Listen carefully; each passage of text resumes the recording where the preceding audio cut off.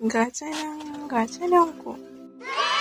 Wata rana a wani ƙaramin ƙauye na ƙasar Hausa, akwai wata yarinya jaruma mai suna Zainab. Zainab na son bincike a dajin da ke kusa da ƙauyensu, kuma ta shahara wajen jajircewa da kuma kyautatawa.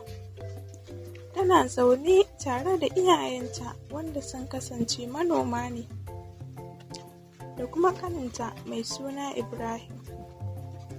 Wata rana Zainab tana wasa a gefen daji, sai ta ji wani bakon hayaniya kamar sautin kuka.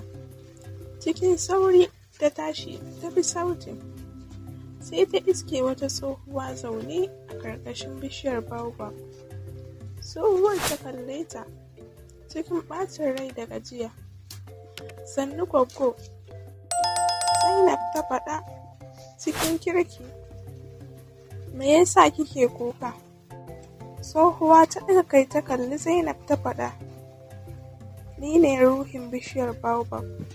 Tun da daɗewa wannan bishiyar tana cike da rai da farin ciki, amma yanzu tana mutuwa, ban san yadda zan cece ta ba." Zainab ta kalli tsohuwar sosai ta ce da ita, "Me zan iya yi don taimakawa?" Tsohuwa ta yi murmushi a raunane ta ce, "Akwai wani magani na musamman da zai iya warkar da bishiyar, amma an yi shi ne da sinadarai da ba kasafai ake samunsa a cikin daji ba. Zai zama tafiya mai hatsarin gaske, amma na yi imani kina da ƙarfin halin da za ki iya gano su." Zainab ta gyaɗa kai ta ce, "Na yi alkawari zan yi iyakar ƙoƙarina." Tsohuwa ta ba ta jerin abubuwan da ake amfani da su: petals na furen zinare, gashin tsuntsu na bakan gizo, da ruwan mabubbugan ruwa. Zainab ta shiga cikin dajin da azama don ta nemo kayan da ake haɗawa, sannan ta ajiye a bishiyar Baobab. Ta yi tafiya na sa'o'i a hankali tana neman furen zinare. A daidai lokacin da za ta haƙura, sai ta hango wani gwal daga nesa, wato furen zinare. A hankali ta ɗebo furen zinare ta zuba a jakarta. Sai Zainab ta buƙaci ta nemo tsuntsun bakan gizo. Ta ƙara zurfafa cikin dajin har sai da ta ji waƙa mai daɗi. Ta ɗaga kai sai ta ga tsuntsun bakan gizo a zaune a kan reshe. Fuka-fukansa suna ƙyalli a cikin hasken rana. "Sannu kyakkyawan tsuntsu," Zainab ta faɗa a hankali. "Ina buƙatar ɗaya daga cikin fuka-fukanka don ceton ƙatuwar bishiyar Baobab. Za ka taimake ni?" Tsuntsun bakan gizo ya tashi ya sauka a kafaɗar Zainab, ya taro gashin fuka-fukansa ya jefa a hannunta. "Na gode," Zainab ta faɗa tana murmushi. Ta ajiye gashin a kan jakarta a hankali. Yanzu Zainab ta buƙaci ta nemo maɓuɓɓugan ruwa. Ta tuna wani labari da mahaifiyarta ta bata game da wani maɓuɓɓugan ruwa da ake ɓoye ruwa. Ta nufi wajen sautin ruwan da gudu. Ba da jimawa ba ta samu wani ruwa mai ƙyalli. Ta hau bayan ruwan don jin daɗin ta samu maɓuɓɓugan ruwa. Zainab ta cika wata ƙaramar kwalba da ruwan maɓuɓɓugan ruwa. Ta zuba a jakarta. Da ta gama tattara kayan duka, ta koma cikin bishiyar Baobab. Tsohuwar tana zaune tana jiranta. "Kin samo?" Tsohuwar ta faɗa. "To yanzu mu yi maganin." Tsohuwa ta haɗa fulawar zinare, gashin tsuntsun bakan gizo da ruwan maɓuɓɓugan ruwa a cikin ƙaramin kwano. Sai ta zuba maganin a kusa da gindin bishiyar Baobab. A hankali bishiyar ta fara haskakawa, ta dawo rayuwa. Ganyen suka koma koraye, sassan sun yi tsayi da ƙarfi. Tsohuwa ta rikide zuwa kyakkyawan ruhi, fuskarsa tana annuri da farin ciki. Ta ce, "Na gode Zainab, kun ajiye ƙatuwar bishiyar Baobab, kun dawo da farin cikin ƙauyenmu." Itacen ba wai kawai ya samu ceto ba, amma kuma ya ƙara girma, ya bada inuwa. 'Ya'yan itacen da wurin da yara za su yi wasa. Mutanen gari sun yi mamaki da godiya ga Zainab da jarumtakarta da kuma kyautatawa. Tun daga wannan rana, katuwar bishiyar Baobab alama ce ta bege da kuma ƙarfi ga wannan ƙauye. Labarin Zainab ya ba da labarin duk yaran, yana tunatar da su cewa da jajircewa da kyautatawa za su iya shawo kan kowane ƙalubale. Zainab ta ci gaba da leƙo dajin, kuma a shirye take ta taimaka wa duk wani mabukaci. Ta girma ta zama jagora mai hikima da mutunci a ƙauyen, wanda aka santa da jarumtaka da kuma babbar zuciya.